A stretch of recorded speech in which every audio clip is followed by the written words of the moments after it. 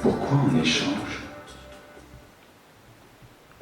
L'échange suppose une réciprocité, un aller-retour, mouvement d'intention réciproque entre deux parties, un je et un tu.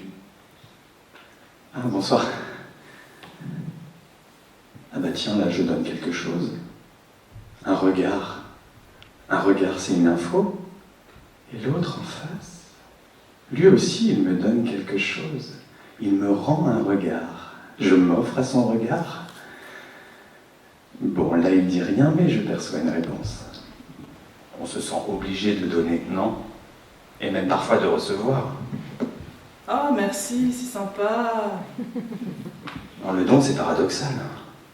D'ailleurs, les ethnologues ont observé dans les sociétés primitives que le don est régulièrement suivi d'un contre-don, perçu comme une réponse adéquate à la première prestation. La contrainte implicite sociale est formelle. Il faut rendre, et bien rendre, c'est-à-dire ni trop peu, ni trop vite, ni trop tard. En fait, le don, c'est un échange différé, une sorte de crédit.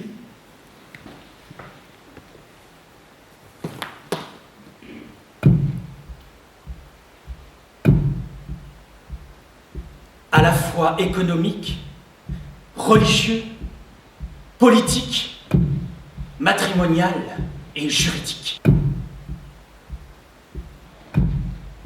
Les prestations entre les clans impliquent des échanges de biens, de services et de rites, de danse et de femmes. Les échanges sont ici un rituel magique, un langage symbolique, au même titre que le sacrifice ou la prière. Le sacré communique avec le profane.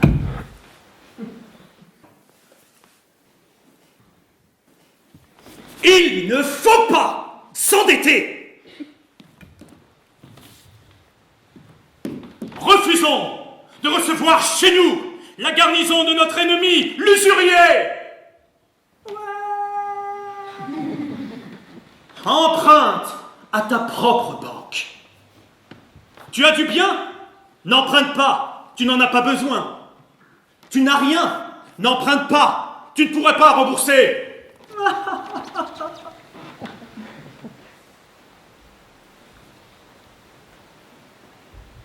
Salve, Regina.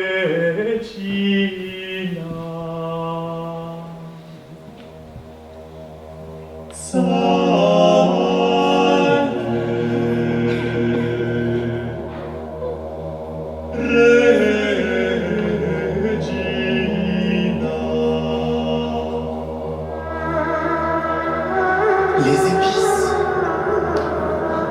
Au XIIe siècle, le monde est en pleine expansion.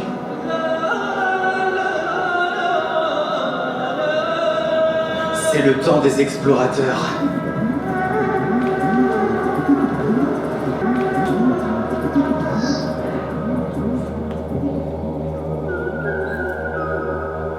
Marco Polo, vers la route de la soie. Puis Christophe Colomb, du côté des Amériques. On invente l'imprimerie, on découvre de nouveaux continents, le commerce se développe, les échanges s'intensifient de plus en plus vite, de plus en plus loin. C'est le début de la mondialisation. Mais pourquoi on invente la banque? Quand on parcourt le monde, la monnaie divisionnaire, les pièces d'or, c'est très encombrant et ça attire les voleurs. Les banquiers proposent donc aux commerçants de garder leur or en dépôt et de leur donner en échange un bout de papier écrit contre lequel ils pourront le récupérer. Et cela dans n'importe quelle banque partenaire, même à des kilomètres de là. Attendez. Parlez dans le petit micro là, parce que je vous entends pas. D'accord. Et pourquoi pas un emprunt alors? Vous avez 5 minutes? Ben moi, ce que je peux vous proposer, c'est un crédit à la consommation. Non, d'abord, vous n'êtes pas obligé d'emprunter 5 000 euros. Ah non, mais ce qui est écrit là, faites pas attention. Non, c'est à partir de 2 000 euros jusqu'à 5 000 euros. Mais vous pouvez emprunter seulement 2 000 euros. Non, on ne peut pas moins. Oui, j'entends bien, mais... Écoutez, moi je vous les crédite. Hein. Je vous crédite les 2 000 euros et on prend juste les 200 dessus, hein, avec un tag à 5,1%. Oui, c'est ça, on sera sur des mensualités qui ne sont pas très élevées. Mais j'entends... Et...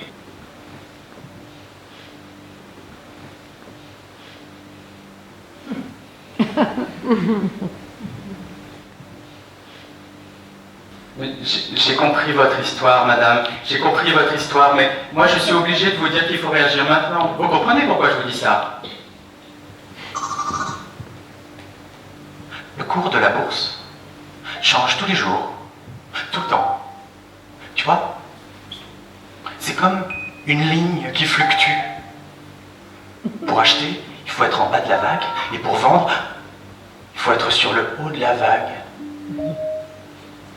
C'est ça, il faut spéculer. Savoir ce qui va se passer demain. Si demain c'est plutôt comme ça, ouah, ou plutôt comme ça. Oh. Tu vois, c'est simple. Je ne veux plus entendre que c'est la crise. Mais bien sûr, ouh! Ensemble, redressons la courbe et demain, elle sera là. La croissance. La croissance arrivera. La croissance, moi j'y crois. Elle nous guidera vers les cieux. Et la crise sera repoussée.